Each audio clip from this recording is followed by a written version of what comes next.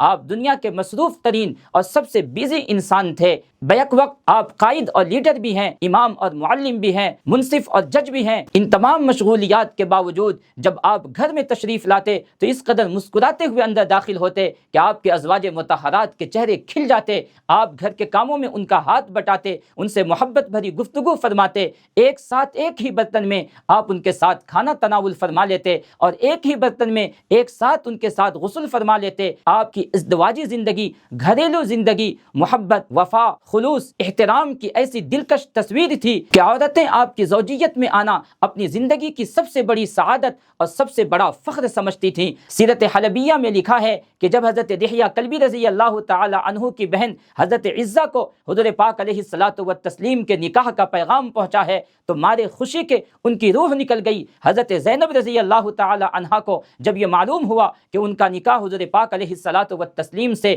آسمانی وحی کے ذریعے سے کر دیا گیا ہے تو آپ نے پیغام لانے والے کو خوشی کے مارے اپنے گلے کا ہار اٹھا کر تحفتاً دے دیا۔